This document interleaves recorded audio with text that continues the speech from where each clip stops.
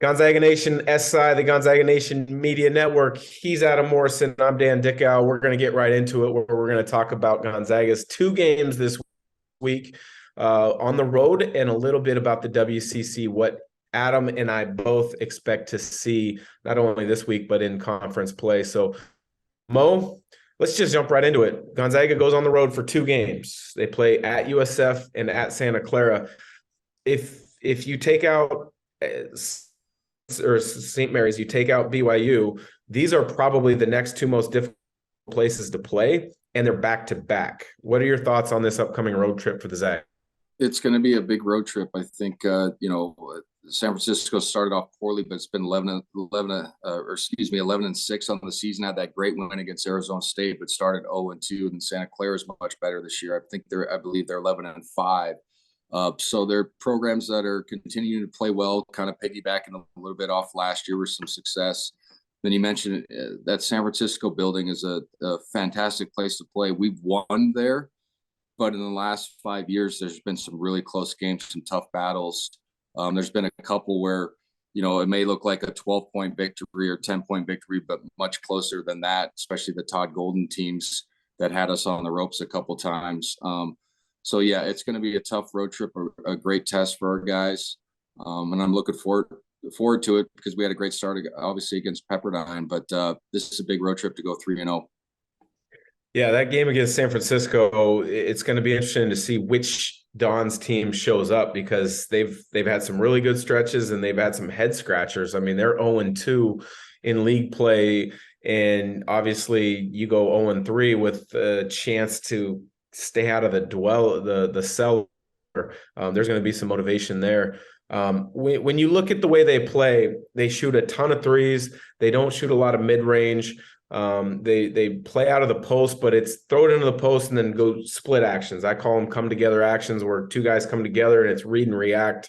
It can be difficult to guard. What are the key focal points when you're guarding a team that plays in that style? You have to communicate. Obviously, you have to get below the level of the screen or the come together, so there's no slip action. And then you just have to understand that, I always like to switch those actions. Obviously, there's counters to that. But with the versatility that we have on the perimeter defensively, and we've been much better defensively on the perimeter, I think you can just switch everything.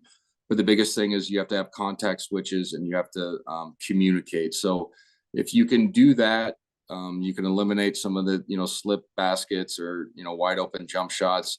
I think when they throw it in the post, we'll probably go single coverage, which we've done a lot this year.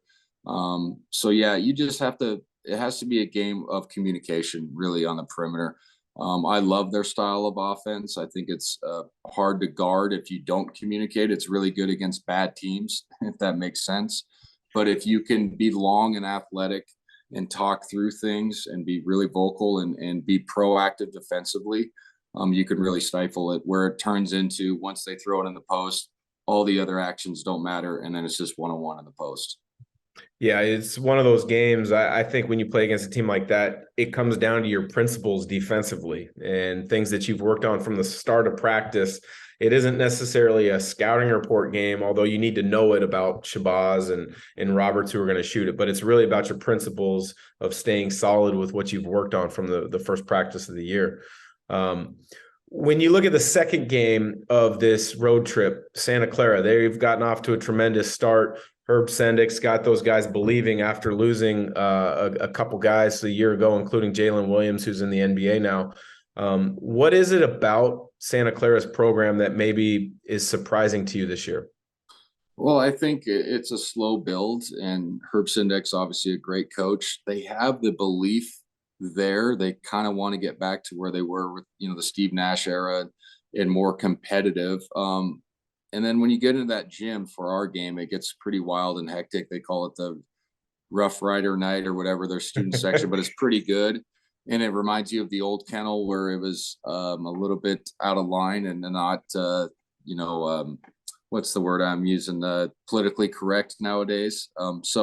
Which is crazy, thinking that it's in the Bay Area too, and they can get away with some of those comments. Well, they get after it a little bit, and it's fun. I like those type of atmospheres. I think it's cool that the fans get into it. But I think they just play a fast-paced style. They like to get up and down. And like you said, belief is a big thing for this club. And I think Herb's done a good job. Like I said, it's been a slow, arc of year after year, slowly improving. And he's got a pretty good club this year. But also this would be a great test for him. They thought the same thing last year, and we went into that building, I think, won by 35, and it was over within 10 minutes. It's one of those games where we didn't miss. So be interesting to see what type of team shows up and what type of crowd shows up. So I think the WCC continues to improve as a league. I do think Gonzaga is a clear-cut best team in the league. I think St. Mary's is the next best. Then I think it's a wide open race 3 through 7. I think there's a lot of really good teams. But I don't know if I want to believe that there's a third NCAA team in there. I haven't seen which team that is just yet. Who's the team in that next grouping in your eyes that could be that third team if the numbers prove themselves out over the course of the year? Well, obviously St. Mary's and BYU are your typical candidates. I was gonna say San Francisco if they didn't start 0-2. I think they have the style of play. They're analytically driven. I know Todd Golden's not there this year, but they have the similar style and belief system. But starting 0-2 in league is difficult. So I don't know, to be frank. I mean, the meat of the league is better record-wise. If you go down the line, I mean, it's 11-5, 12-4, 11-6, much better than years past. And then even like Portland's 7-8. I know that's not great, but it's better than what they've been in years past. Pacific's 8. They were terrible for a while. Yeah, you know what I'm saying? Like at least these teams are competitive in their games and understanding that they got to schedule a little bit better and try to win. But we'll see. I mean, BYU was 5-5 at one point in this season. So now they're 12-5. Obviously you've had a good stretch.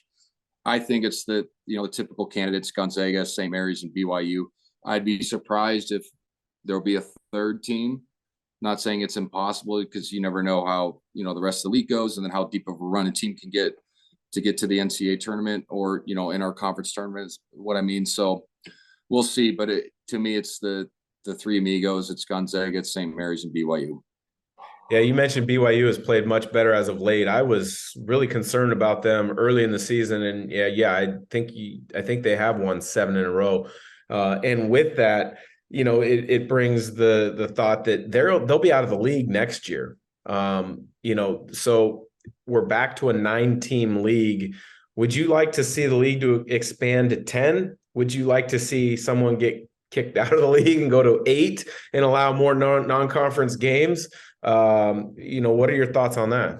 Well, I mean, I think there's 2 ways to look at it. It's like, okay, so who would bring value to the league? Obviously you got to have a Jesuit background or a private school background.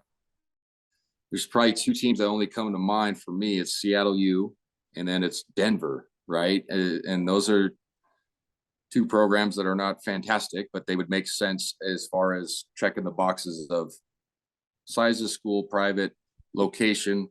So yeah, I don't really know, to be frank, like if adding somebody brings value.